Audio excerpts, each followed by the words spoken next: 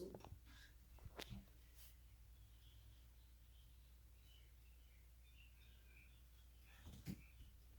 Cool.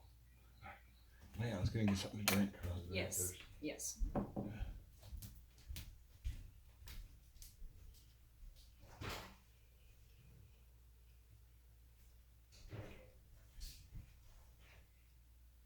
Hilarious how much I hear that song in my head all the time.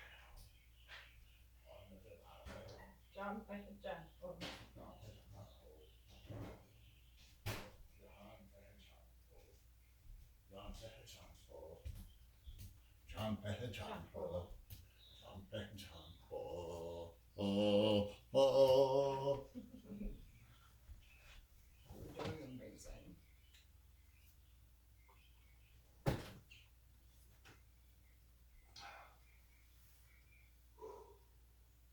Did I tell you that I booked the wrong house the other day on a policy? Oh, that was a mess. Oh my god. First it started 2 weeks ago. This woman comes in and she's like, I bought a new car, it's a Toyota. So I'm like, oh, it must be that new RAV4 out in the parking lot right in front of our door. I go out, I grab the VIN, I come in, and I'm like, and who's that RAV4 financier? And the woman's like, what? She's like, honey, I don't have a RAV4, I just got a new Corolla. And I was like, You gotta quit assuming. well, I was like, which one is yours? It's the Toyota. Oh, okay. So I'm like, So you left out that part. Well, I was like, do you have the VIN? No, I don't have the VIN. It's on the car though. I'm like, yeah. I'm like, which car is it? She's like, I got the Toyota. I'm like, okay. So I go to the parking lot. There's a Toyota parked directly in front of our door. I don't even notice the Corolla because I'm like, RAV4 is going to catch my eye. It's beautiful. It's white as snow. Yeah. So I booked your car with the wrong pocket. We all had a good laugh. That's an easy thing to face. You go, oh shit, I'm sorry. You go into the service. You go, add or replace car. Replace the cars. Hey, actually, the premium went down a little bit because we're insuring a Corolla and not a RAV4. Good. Sweet. Apologize. Here's your new ID cards. We're all gonna have a laugh. And one of those days, you saw what happened. This woman, I know I had worked up the quote on the right house, and she calls back to book it. She's got the money now. And somehow she must have gone online in the meantime and done a quote on what's their mailing address, but she's moving to that house in a couple weeks and is then going to deed this house that I just wrote to her daughters. So it'll be another set of rewrites here in a couple weeks. But that's fine. That's more money. So I'm going through and I'm like, I don't remember it being this expensive, but like, okay. I'm like, okay, it's gonna be like $25 for the full year. Here's the replacement cost, And I'm like, great, I've got your, policy documents in your inbox in a couple minutes here. Let me know if you need anything else. Thank you so much. Whenever you move and get settled, I'll be happy to write that other house with the mortgage.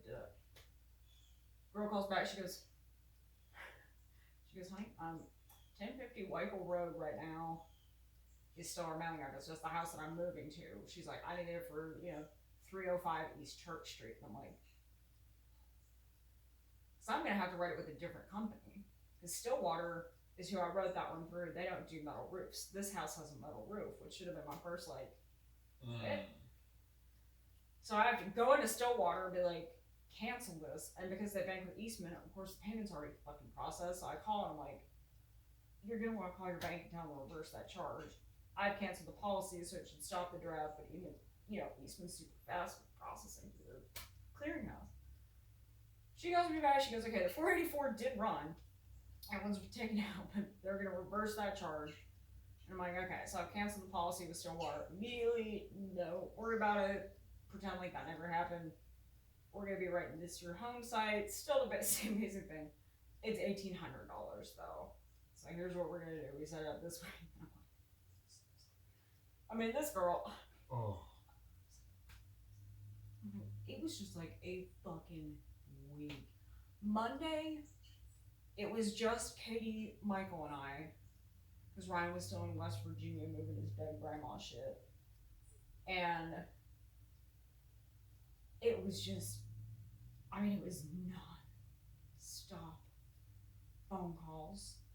We must have answered the phone 65 times apiece. We only made 4 outbound calls. Wow. 4. And I mean, you know, we have a bunch of unfinished internet quotes that come through every Monday. I mean, oh my god. And it was like every single thing was like, why is this the most complicated, fucked up thing in the world? And why have I done, why has this happened 65 times in a row? Where I'm like, what the fuck is it that you want? Yeah. What? What the, what? A couple of them were like, oh, thank fuck, you can unload your craziness on the claims team. This isn't my problem. Like, okay, I'm gonna transfer them right now. Bye. But oh my god, it was just like, go away. I mean, we ended up selling like 15 policies, but we're like, and then Tuesday it was just like, it was slower, but we're like, what is just all these idiots? Like, there is something going on right now. We're just like, you want what? How did your policy get fucked up? Oh, you did this online. Oh, you really fucked this up. Nah, this is gonna take like 30 minutes to fix. I mean, it was just like that the whole. Oh no. So I'm like, yeah, by the end of it, I'm like, oh, I picked the wrong house. That's unsurprising at best. I'm sorry. Sorry, that was real bad. That was a real. But fortunately, I mean, I talked to that girl earlier. I talked to her on Monday, so she knew. I'm like, girl, you talked to me on Monday. I was in front.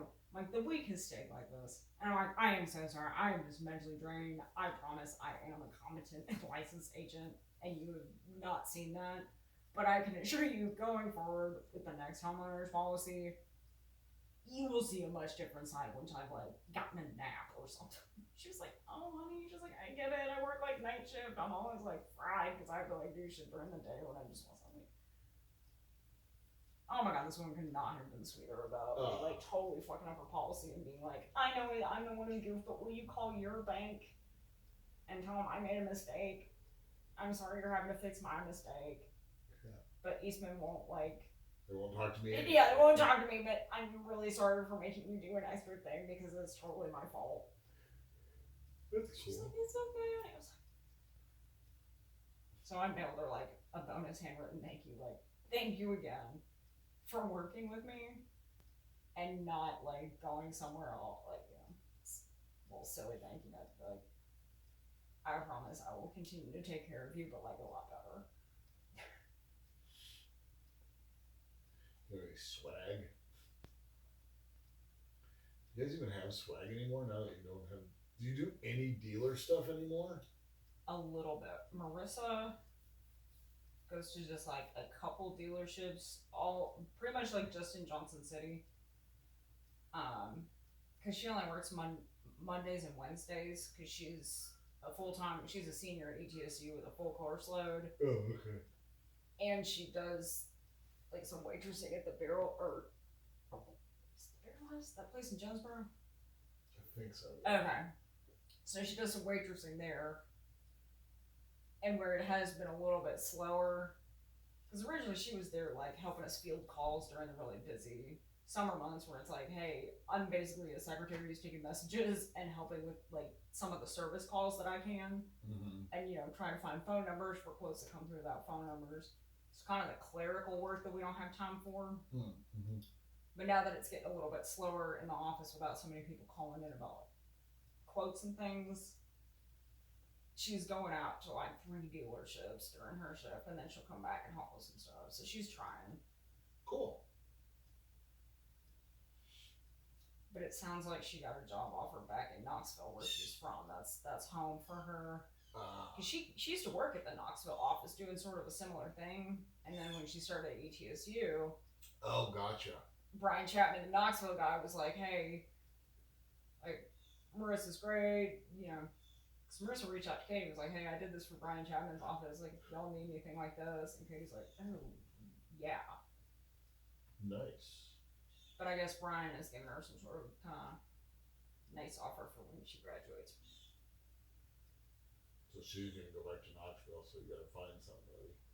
I know. We already decided #no new friends.